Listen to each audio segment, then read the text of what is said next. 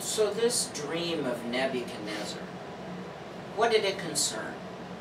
Did it concern the future and how knowledge will be increased and men will be driving cars and flying planes and going into spaceships and living in a space station out in space encircling the globe, and that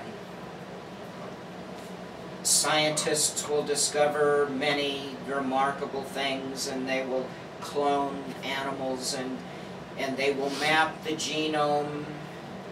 No, this kingdom that is the rock cut out without hands is the restored kingdom, and it tells exactly what is they're going to last forever. Dream of Nebuchadnezzar about? Restoration. Is it about the future, or is it about how God will set up a kingdom that will overthrow the kingdoms of the world? And what does it matter whether men stand on the moon? What does it matter about anything that would happen in the future that did not concern the kingdom of God? Nothing. God doesn't care about these remarkable events. A remarkable event for God is to create the universe, not that man will stand on the moon.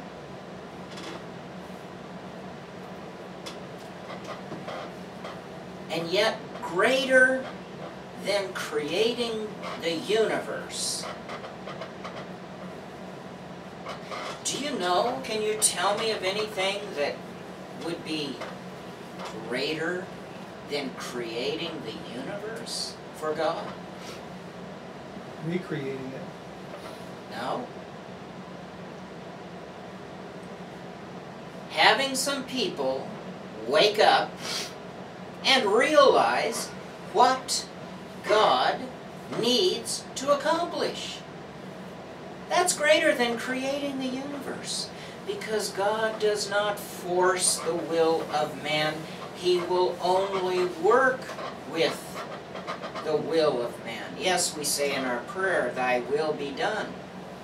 But God does not impose His will upon those against whose will it would work.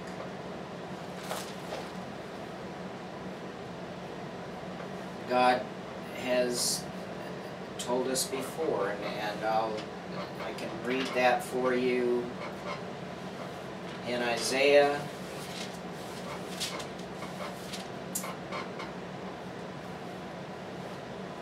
And Isaiah chapter 5.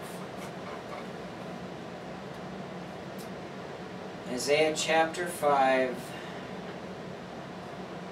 verse 7.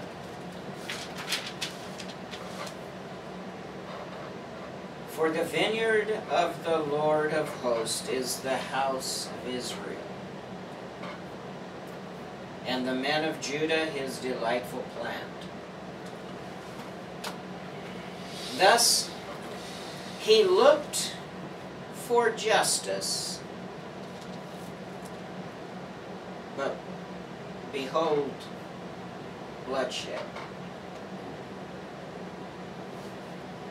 For righteousness, but behold, a cry of distress. God established Israel to accomplish these two things, justice and righteousness. But He was not the God to impose His will upon His kingdom. They needed to do this because they wanted to do this, but they did not want to do this. And so God needed to move on, and He did. He gave them one more opportunity, and we read about that opportunity in Daniel 9.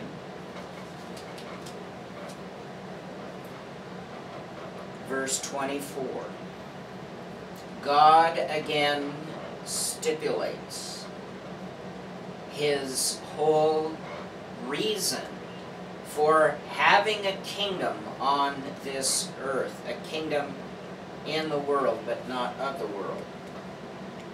And so Gabriel tells Daniel, 77s have been decreed for your people and your holy city to finish transgression, to make an end of sin, to make atonement for iniquity, to bring in everlasting righteousness, to seal up vision and prophecy, to anoint the most holy place.